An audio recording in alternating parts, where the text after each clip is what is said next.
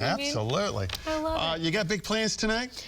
You know, nothing too crazy. I know Alan sure does, though. Night on the town. I don't have any idea. Well, but I know the weather's going to be fine if you do have the big plans. This morning, the winds are starting to pick up just a little bit. It'll end up being a pretty windy day. The winds out of the south at 20, gusting to near 35. If the clouds will thin out, and I think the clouds should thin out, we'll have some gusts at 35. If it stays cloudy all day, which it shouldn't, the top end wind speeds would be lower. Tomorrow, the winds will be pretty light early in the morning. They'll be out of the north early and then out of the south late. Monday, it's back to school and work. That is a flat-out windy day. 25 to 40-mile-per-hour winds. Wind advisory will be underway. Tuesday and Wednesday and Thursday, the top-end wind speeds start to come down. So we're kind of bookend here. Today will be breezy and windy. Lighter winds tomorrow, stronger winds on Monday. Right now, we're at 39. Moving on up pretty quickly. A high today of 58, and that would be obviously above the seasonal average. So we have this system that arrives for part of Tuesday and Wednesday. For most of our concern here in eastern Oklahoma, this would be a liquid variety type system. This one kind of moves away. Here's the one that we'll track for the end of next week. This would arrive about Thursday night or Friday.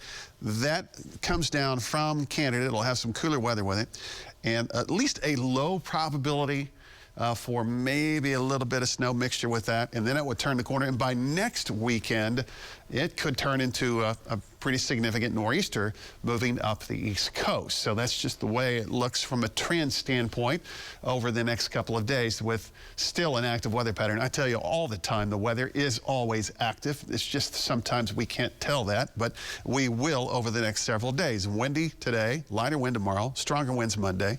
There's the system for part of Tuesday and Wednesday. Now, as that system approaches, it'll lower our temperature. 49, 50 degrees for the daytime high. We go back up Thursday, and then Friday, the projection right now would knock us down upper 30s and lower 40s. Probability for shower activity starts to show up a late Monday night into part of Tuesday. Now here we are, you know, Saturday morning. Kind of talking some specifics about the timeline here. Some of this still may change, but the probability, the trend is going to stay with us here.